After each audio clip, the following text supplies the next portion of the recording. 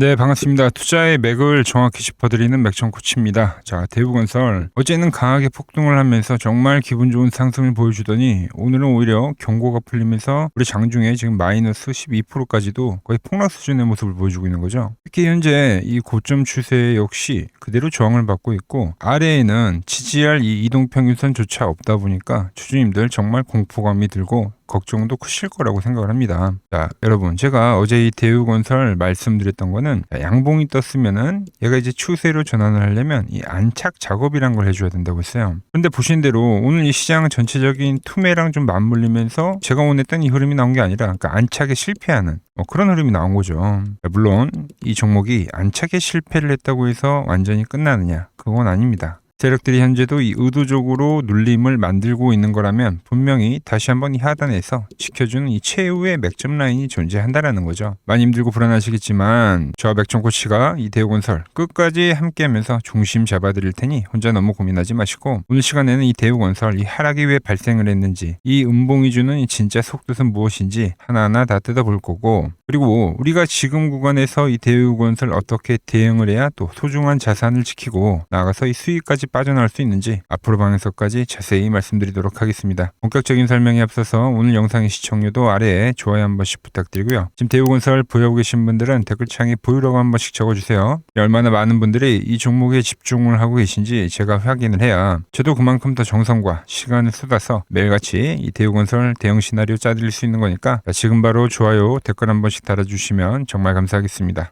빠르게 설명이어서 대우건설 이제 제 영상을 처음 보시는 분들도 계실 건데 계속적으로 이 박스에서 매수를 하고 그리고 이 온전한 상승세를 우리가 잘 가지고 왔는데 여기서 이제 이동평균선들이 이탈이 되다 보니까 이제 조정이 들어갔다는 표현을 했죠. 그래서 현재 이 상승에 대한 눌림목을 계속적으로 공략을 하고 있는 중인데 그런데 이제 어제 엄청나게 폭등세가 나왔습니다. 그러면서 우리가 이 온전한 상승세를 먹을 수 있었던 이 맥점 분봉 라인에서 이 돌파 있죠, 돌파. 이 돌파에 대한 흐름이 어제 떠준 거예요. 제가 말씀드렸던 건 돌파를 하면 매수라고 했죠, 여러분들. 그래서 어제 매수를 제가 하자고 했죠. 근데 오늘 이 상승세를 전부 덮어버리는 더 큰 매도세가 떨어진 겁니다. 그러면서 다시 이 시그널조차 깨버리는 거예요, 깨버리는 거. 이 흐름 때문에 지금 매도가 더 깊어졌다. 자, 보시면 분명 저와 같은 관점으로 지금 이 대우건설을 접근하신 분들이 상당히 많을 겁니다. 그러니까 이 돌파가 되는 구간에서 목돈을 넣은 이 투자자들이 상당히 많았을 거예요. 그러니까 이런 장대 양봉이 떠줬겠죠. 자, 그런데 어제 제가 여러분에게 강조를 했던 건 추세로 전환을 하려면 항상 돌파 뒤에 뭘 확인해야 되냐? 바로 이 안착 작업이라는 걸 해줘야 됩니다. 그러면서 여러분들에게 비교를 해드렸던 게 이 대한강통신이죠. 자, 돌파가 나오고 안착 작업을 해야 된다. 그죠? 그러니까 대한강통신은 저항을 받던 주가가 그죠? 돌파를 하고 나서 이 양봉을 한 50% 구간까지만 훼손을 하고 그러니까 유지를 해주고 안착 작업을 하고 그리고 다시 한번 시세가 나오면서 그러면서 다음 방향성이 진행이 되는데 대우건설은 훼손을 해버렸다는 거예요. 즉 돌파를 했다가 다시 깨지면은 이거는 우리는 안착의 실패라고 보는 거죠. 그러다 보니까 이 구간에서 이제 단기간에 진입을 했던 단타 물량들 그리고 여전히 이 추세가 저항이다라고 생각했던 이 기존의 보유자들 이런 버텼던 물량들이 동시에 지금 나오다 보니까 그러니까 지금 더 큰 이 하락세가 진행이 되고 있다는 겁니다. 즉 이 음봉조차도 이 앞에 나왔었던 매수 위에 이탈이 나왔었던 것처럼 페이크성 음봉이 지금 돼버린 거예요. 거기에 이제 지금 저점을 깨버리게 되면 하방에 지지선이 없기 때문에 이제 잠재적 매도 물량까지도 더 생기게 되면 다시 이 구간에서는 이 추가적인 하락이 발생이 될 수 있는 공포가 지배가 되는 그런 자리가 된다는 거죠. 그러니까 이게 일봉에서도 마찬가지입니다. 상승을 하던 주가가 여기서도 제가 11선 이야기를 많이 해드렸는데 우리가 이제 엑시트를 했던 것도 11선이고 그러니까 이렇게 상승을 하던 주가가 엑시트 신호가 나요. 그 다음에 보이는 현상이 뭐냐면 지지였던 이동평균선이 이런 식으로 저항이 되는 건데 그러니까 오늘도 저항이 된 겁니다. 돌파를 못한 거예요 이게.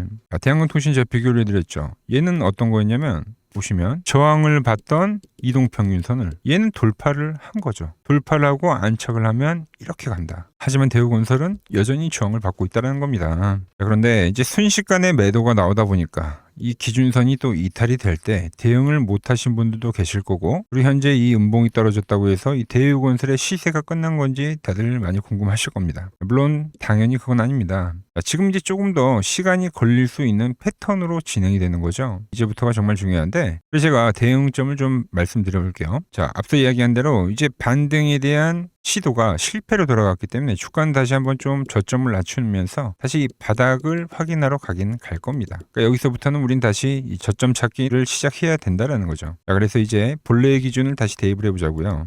제가 여러분들에게 이 하락이 시작이 될 때부터 강조를 했었던 거는 지금 이 대우건설은 전체적인 상승에 조정이 좀 진행이 되고 있다고 했어요. 그래서 여러분들에게 맥점까지 빠질 수 있다고 말씀드렸죠. 이걸 언제부터 말씀드렸어요? 자, 보시면 이때부터죠. 제가 일주일 전부터 이게 이제 가짜 반등이기 때문에 추가적인 하락이 나온다고 하면서 이 맥점 차트에 터치가 될 때 그때 이제 매수에 대한 시그널을 말씀드린다고 했죠. 자, 그래서 맥점 차트를 대입을 해보면 보시면 이제 주가가 터치를 하긴 한 거예요. 자, 물론 밴드의 안에까지도 충분히 진입을 할 수 있기 때문에 약간의 이 하락폭은 발생할 수가 있습니다. 그래서 현재 구간에서 한 차례 좀 개미털기성의 매도가 살짝 떨어지더라도 이 구간은 저는 이 지지라고 보고 있는 거예요. 제가 여러분들에게 이야기를 하는 건 그러니까 주식이라는 게 올라가더라도 이제 파동을 그리면서 올라오기 때문에 이 구간마다 조정이라는 거는 발생하죠. 그 조정의 형태가 이제 가격 조정으로 나오는지 시간 조정으로 발생하는지 이런 것들을 우린 체크를 해야 된다고 말씀드렸죠. 제가 이 구간에서는 이 박스에서 매수를 할 수 있었던 거는 여기가 이제 시간 조정이기 때문에 그죠?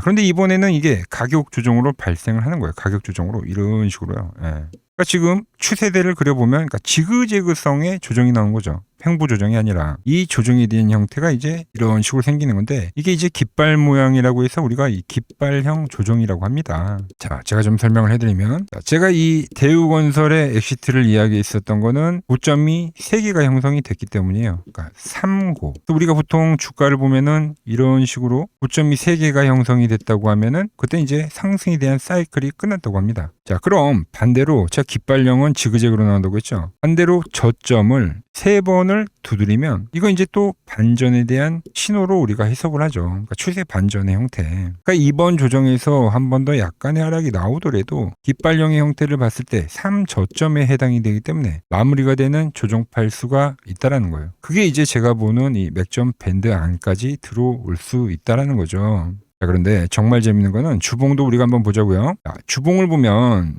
제가 여러분들에게 이 추세가 깨졌다라고 판단하는 거는 바로 이 5주선에 대한 이탈이 발생했기 때문이죠. 이 종목이 지금 이 3개월이 넘게 이 5주선에 대해서 이탈이 한 적이 없는데 근데 그게 깨졌기 때문이에요, 여러분들. 그러면서 현재 이 하락이 좀 거세지고 있는데 자, 이게 이제 다음 주죠. 다음 주에 뭐 봉이 하나가 더 생기면 바로 이 10주선에 터치를 한다라는 거죠. 10주선. 10주선에 터치하게 되면 기술적 반등이든 아니면 다음 추세든 나올 가능성이 있는 또 그 구간이라는 거죠. 특히 현재와 같이 시장이 투매로 나오고 조정이 파동으로 나올 때는 그러니까 일봉보다는 이렇게 주봉상에서 좀 더 큰 뷰에서 저점을 잡을 때 그때 확률이 더 높아진다라는 거죠. 그 가격이 얼마입니까? 뭐 지금 이제 이동평균선이 올라오긴 하겠지만 25,000원 가격대인데 제가 보는 이 맥점 차트도 25,000원대를 가리키고 있다는 겁니다. 이런 의미 있는 가격대를 찾아야 되는데 현재는 맥점 차트와 바로 주봉의 이 10주선이 최선이다라는 거죠. 자, 그럼 이제 다음 주 주봉이 뜹니다.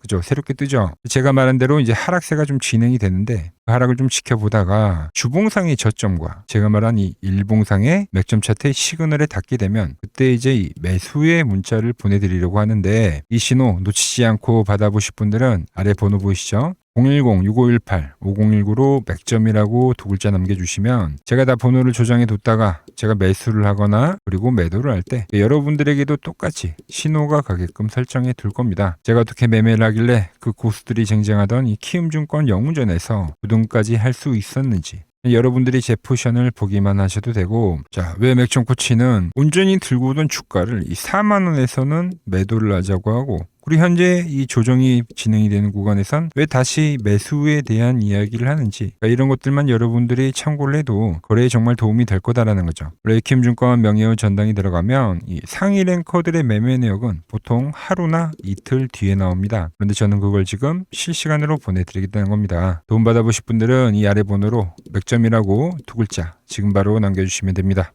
자, 제가 지금 이 이론으로 지금 채널에 좋은 종목 소개를 많이 시켜드리고 있는데 한번 보자고요. 자, 대한항공통신을 보면 어때요? 자, 돌파를 할 때 매수를 하고 추세를 타고 가면 이 구간은 홀딩이죠. 깨지면 분할로 수익 실현을 하고 다시 이 돌파가 되는 구간에서 매수를 하고 추세를 타면 홀딩이죠. 이 파동이 7,000원에서 무려 30,000원까지 올라갔던 파동입니다. 그러니까 상승은 먹고 조정은 싹 피하고 다시 상승을 먹는 거죠. 자, 대우건설도 마찬가지죠. 자, 돌파를 하면서 매수를 하고 추세를 타고 가면 홀딩입니다. 자, 깨지고 나서 분할 매도를 하고 이 조정을 충분히 본 뒤에 다시 이 돌파의 시그널이 나오면 뭐라고요? 매수죠. 그럼 이렇게 유지선을 타고 끝까지 이 한 파동이 올라간다는 겁니다. 깨지면 분할로 매도를 하고, 이 대우건설 역시도 이게 8,000원에서 무려 40,000원까지 올라간 파동이에요. 상승과 조정과 상승의 파동을 정확히 이 맥점 분봉에선 보여준다라는 거죠. 자, 정말 재밌는 거는 제가 이 16만 원일 때 30만 원이 간다고 올려드렸던 이 삼성전자도, 이게 시총이 적은 종목이 아니잖아요. 무려 1,700조가 되는 종목도 보시다시피 돌파에 대한 흐름이 나오면 이 추세를 유지를 하고 정말로 30만 원에 온 겁니다, 여러분들. 이게 16만 원일 때 제가 영상을 올려드리면서 말씀드린 거예요. 자, 정말 아쉬운 거는 제가 이 3개월 전에 대한전선을 잡아드릴 때 그때 이 가온전선도 제가 같이 잡아드렸는데 맥점 차트 이 세력 매집 종목이라고 해서, 자, 맥점 코치 가온전선이라고 치면 다 나오죠. 자, 대한전선 이런 건 조회수가 잘 나오는데 또 이렇게 가온전선 또 죽어버리더라고요. 근데 이 가온전선이 제일 폭등한 거예요. 자, 보시면은 제가 보는 이 맥점 차트에서 밴드에 대한 이탈이 단 한 번도 없이 유지를 하면서 폭등을 하다가 이게 얼마까지 갔습니까? 자, 이게 바로 이 60만 원까지 간 겁니다. 자, 10만 원도 안 됐던 이 밴드 라인에서 이게 60만 원까지 폭등을 하는 거예요. 그러니까 이런 것도 제가 다 문자를 보내드린다는 겁니다. 영상 확인해 보시면 아시겠지만, 자, 한미반도체, 제주반도체 전부 다 이 맥점 밴드 하단 라인에서 전부 다 제가 짚어드린 겁니다. 밴드를 타고 가는데 이런 종목들을 왜 파냐 이거죠. 자, 여전히 수많은 종목들이 이 맥점 밴드를 유지를 하면서 상승하는 종목이 많다는 겁니다. 자, 그리고 최근 부쩍이나 이 맥점 차트가 뭐냐고 물어보시는 분들이 많습니다. 자, 원리는 심플합니다. 자, 세력들은 은밀하게 이렇게 물량을 모아가는 매집 구간이 반드시 있습니다. 제 차트는 그 눈에 보이지 않는 매집 구간을 누구나 눈에 볼 수 있게 이렇게 직관적으로 색깔로 표시를 해놓은 거죠. 자, 그런데 아무리 차트가 좋아도 이 실전에서 통하지 않는다면 아무 소용이 없겠죠. 그래서 제가 이 맥점 차트를 들고 이 실전 투자 대회를 나갔습니다. 자, 국내에서는 가장 큰 대회죠. 그것도 상위권 수익을 꾸준히 낸 사람만 참여 가능한 이 키움증권 영웅전에 나갔습니다.